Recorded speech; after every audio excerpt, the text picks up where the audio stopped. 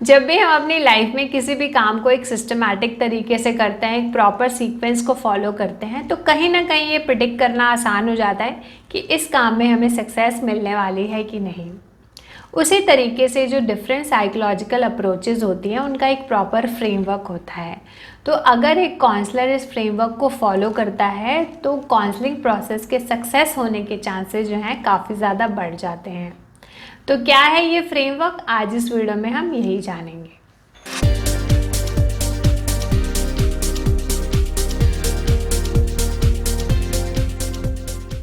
Hello friends, मैं हूँ मोनिका और वेलकम करती हूँ आपका अपने चैनल में। और जानेंगे इस वीडियो में फ्रेमवर्क ऑफ साइकोलॉजिकल अप्रोचेस। जब एक क्लाइंट काउंसलर के पास आता है तो वो अपनी प्रॉब्लम के साथ आता है। काउंसलर उसकी बातों को सुनता है, उसकी बातों को समझने की कोशिश करता है, उसकी बातों को एनालाइज करता है। उसके हिसाब से वो डिसाइड करता है कि कौन सी अप्रोच से इस इंसान की मदद की जा सकती है। हो सकता है कि एक ही अप्रोच या फिर एक ही प्रोसेस से उसकी मदद की जा सकती हो सकता है कि 2-3 डिफरेंट अप्रोचेस में से यहाँ से कुछ इम्पॉर्टेंट जो है चीज़ें उठा ली जाएँ, वहाँ से कुछ उठा ली जाए और इस क्लाइंट की जो है उसके हिसाब से मदद कर दी जाए। तो क्या है ये फ्रेमवर्क, पहले ये जान लेते हैं।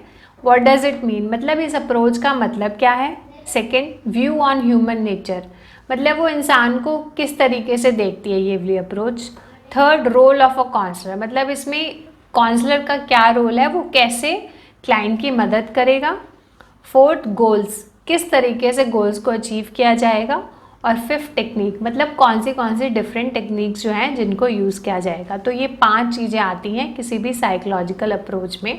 तो अब हम इसको एक एग्जाम्पल के थ्रू समझने की कोशिश करते हैं। सपोज़ कीजिए क्लाइंट काउंसलर के पास आता है, काउंसलर उसकी बातों को सुनता है, समझता है और एनालाइज करता है और फाइनली डिसाइड करता है कि यहाँ पे साइको एनालिटिकल अप्रोच की ज़रूरत है। तो सबसे पहले तो उसे ये पता होना चाहिए कि साइको एनालिटिकल अप्रोच है क्या, जिसमें माइंड को सब पार्ट्स में डिवाइड किया गया है, जो कि है conscious mind, subconscious mind and unconscious mind. और यहाँ पे फोकस किया जाता है डीप रूटेड थॉट्स के बारे में। मतलब हो सकता है कि क्लाइंट के बचपन में कुछ ऐसा रहा हो, कुछ ऐसा इवेंट हुआ हो जिसकी वजह से वो बड़ा भी हो गया पर उसका एक बिलीफ सिस्टम बन गया है, इसकी वजह से उसे परेशानी हो रही है।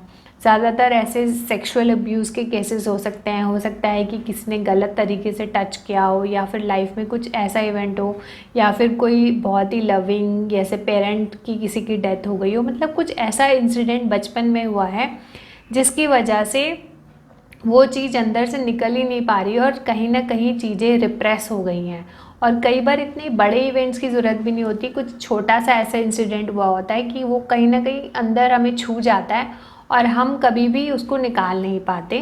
तो अगर जो क्लाइंट है उसको ऐसी मदद की ज़रूरत है तो फिर काउंसलर उसके अनकॉन्शियस माइंड के अंदर जो भी रिप्रेस्ड फीलिंग है उनको निकालने की कोशिश करेगा। तो उसको पता है कि मुझे ये वाली अप्रोच को अप्लाई करना है।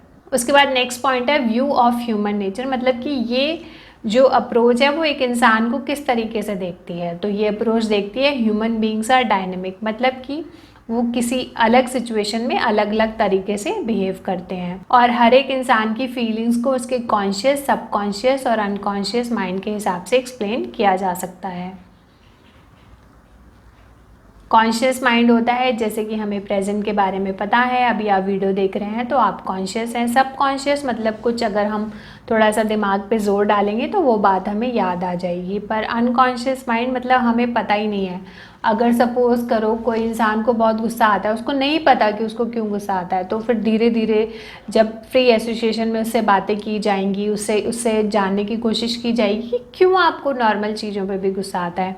फिर यहाँ पे ड्रीम एनालिसिस होता है। ड्रीम एनालिसिस मतलब कई बार आपने सुना होगा कि बार बार सेम ही तरीके का सपना आ रहा है, इसका मतलब उसके पीछे कुछ ना कुछ रीज़न है। जैसे कहते हैं ना कि हमारे सपनों में ऐसी बात होती है जो हमारे अंदर, दिल के अंदर जो दबी होती हैं, जो हम कई बार हमें खुद भी नहीं पता होता। तो वो ह्यूमन नेचर इस तरीके से ह्यूमन को देखने की कोशिश करते हैं इस अप्रोच के अंदर। नेक्स्ट पॉइंट है रोल ऑफ अ काउंसलर, मतलब इसमें अब काउंसलर कैसे मदद करेगा। सबसे पहले तो काउंसलर क्लाइंट की हेल्प करेगा कि उसके मन में अगर कोई भी दबी हुई फीलिंग्स है वो उनको एक्सप्रेस कर सके। उससे वो कुछ बातें पूछेगा जो उसको लगता है कि उसके अंदर दबी हुई हैं, कोई बचपन में ऐसा इंसिडेंट तो नहीं हुआ जो उसको परेशान कर रहा है, तो ज़्यादा से ज़्यादा बात करने के लिए उसको इनकरेज किया जाएगा। तो यहाँ पे काउंसलर जो है, जो उसके अनकॉन्शियस माइंड के अंदर रिप्रेस्ड फीलिंग है उनको बाहर निकालने की कोशिश करेगा, जिससे कि वो उसके कॉन्शियस अवेयरनेस में आ जाए और उनके ऊपर फिर काम किया जा सके। अब जो लोग इतने ज़्यादा डिस्टर्ब्ड होते हैं, उनको जी ये जो फीलिंग्स है इतनी ज़्यादा परेशान करती हैं, तो कहीं ना कहीं क्या होता है उनके बिहेवियर में भी ये सब चीज़ें रिफ्लेक्ट होती हैं, तो वो दूसरे लोगों के साथ इतना अच्छा रिलेशनशिप नहीं बना पाते। तो यहाँ पे काउंसलर उनको ये भी हेल्प करेगा, जब उसको पता चल जाएगा कि हाँ इसकी वजह से मेरे बिहेवियर में ये प्रॉब्लम है, फिर वो कैसे सोशल इंटरेक्शन कर सके, कैसे एक नॉर्मल ज़िंदगी जी सके, कैसे दूसरे लोगों के साथ अच्छे रिलेशनशिप बना सके। नेक्स्ट पॉइंट है गोल्स, मतलब अब हम क्या गोल्स को अचीव करना चाहते हैं। सबसे पहले तो इसके अंदर प्राइमरी गोल होता है कि सबसे पहले क्लाइंट को अवेयर कराना जो उसके अंदर दबी हुई फीलिंग है, जो उसको खुद ही नहीं पता। अगर किसी को मैंने पहले भी बोला, अगर बार बार गुस्सा आता है तो ये जानने की कोशिश करना कि उसका रूट कॉज क्या है, क्यों बार बार गुस्सा आ रहा है, क्या कुछ ऐसा हुआ था जिसकी वजह से ये गुस्सा जो है अंदर तब नहीं निकाल पाए, तो इसलिए अब हर उस इंसान पे गुस्सा निकाल देते हैं जिससे भी बात करते हैं। उसके बाद सेकेंडरी गोल होता है कि जो भी अब इशू हमें पता चल गया अब उसको कैसे रिजॉल्व करना है। अब इशू पता चल गया तो ये तो नहीं है कि एक ही दिन में वो इशू ठीक हो जाएगा, फिर अब उसको कैसे रिजॉल्व करना है। और जो थर्ड या फिर फाइनल गोल होता है वो ये होता है कि अब आप नॉर्मल लाइफ जीने के लिए तैयार हैं, अब आपको सोशल इंटरेक्शंस या फिर दूसरे लोगों के साथ रिलेशनशिप बनाने हैं, तो कैसे किस तरीके से आपको बिहेव करना चाहिए जिससे कि आपकी सोशल लाइफ भी अच्छी हो जाए और आप अपनी लाइफ को ज़्यादा एंजॉय कर सकें। उसके बाद फिफ्थ पॉइंट है टेक्निक्स, मतलब कि अब इसको अचीव करने के लिए जो ये हमारे गोल्स हैं कौन सी तरीके यूज़ किए जाएंगे। उसमें आता है फ्री एसोसिएशन, इसमें क्लाइंट को पूरा मौका दिया जाता है कि वो अपने मन की जो भी बात है वो निकाल ले, कोई अपने मन में ना रखे। उसको ये यकीन दिलाया जाता है कि आपको बिल्कुल जज नहीं किया जाएगा। जो भी आपके अंदर कुछ भी फीलिंग्स हैं, दबा हुआ कुछ है, तो आप उसको बाहर निकाल दीजिए, कुछ हेजिटेट मत करिए। तो जो भी वो उसको ज़्यादा से ज़्यादा बोलने के लिए प्रेरित किया जाएगा। और कई बार क्या होता है कि क्लाइंट जो है ना हेजिटेट करता है बताने के लिए, तो काउंसलर उसको अपना कोई लाइफ का इवेंट बता सकता है कि हाँ मेरे साथ भी तब ऐसा हुआ था, तो उसे ये ना लगे कि जो मैं बता रहा हूँ वो कुछ शेमफुल है या फिर मुझे इस पे जज किया जाएगा। तो उसकी हेल्प की जाएगी कि वो जितना भी उसके अंदर कुछ दबा हुआ है, कुछ रिप्रेस्ड है, वो बाहर निकल जाए। फिर उसके बाद होता है ड्रीम एनालिसिस। ड्रीम एनालिसिस में जैसे कि हमने पहले भी बात की, उससे पूछा जाता है कि आपको किस तरीके के ड्रीम्स आते हैं। अगर कुछ ड्रीम है जो बार बार आ रहे हैं, काफ़ी लोगों को ड्रीम में कभी सांप दिखता है या फिर कई लोगों को ऐसे दिखता है कि दूसरे लोग वो जो भी काम कर रहे हैं वो उसमें फेल होते जा रहे हैं, तो जब भी कोई ड्रीम आता है तो उसके पीछे कुछ ना कुछ छिपा कारण होता है। और स्पेशली अगर वो ड्रीम बार बार रिपीट हो रहा हो तो फिर उसके ऊपर काम किया जाएगा कि आपको क्यों लगता है, आपको ये सपना क्यों आता है, इसका क्या मतलब है।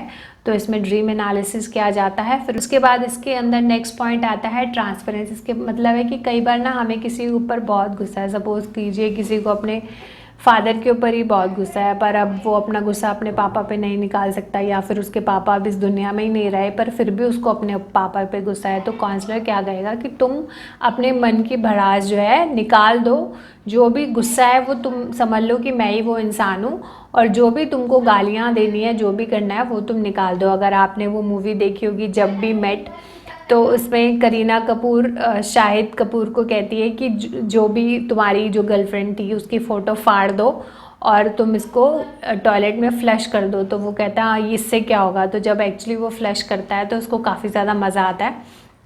तो ऐसे ही होता है कि जब हम अपने मन की भड़ास निकाल देते हैं, अपना गुस्सा निकाल देते हैं, हम काफ़ी ज़्यादा रिलैक्स्ड होते हैं।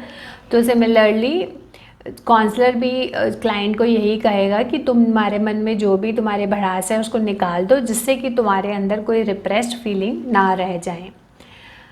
तो ये जो एक प्रॉपर फ्रेमवर्क होता है जिसमें सबसे पहले अप्रोच क्या है, वो एक इंसान को किस तरीके से देखती है और इस अप्रोच में काउंसलर का रोल क्या है, उसके बाद हम कौन से गोल्स हैं जिनको अचीव करना चाहते हैं और कौन सी टेक्निक्स हैं जिनको यूज़ किया जाएगा जिससे कि ये गोल्स जो हैं हम अचीव कर लें। तो दोस्तों आज इस वीडियो में हमने जाना the framework of psychological approach. अगर आप कुछ पूछना चाहते हैं तो ज़रूर नीचे कमेंट करके लिख सकते हैं, और अगर आपको लगता है कि ये वीडियो दूसरों को हेल्प करेगा तो आप इसको लाइक या शेयर कर सकते हैं। तब तक के लिए नमस्कार दोस्तों, मैं हूँ Monika. Wish you all health and happiness. Take care, bye, thank you.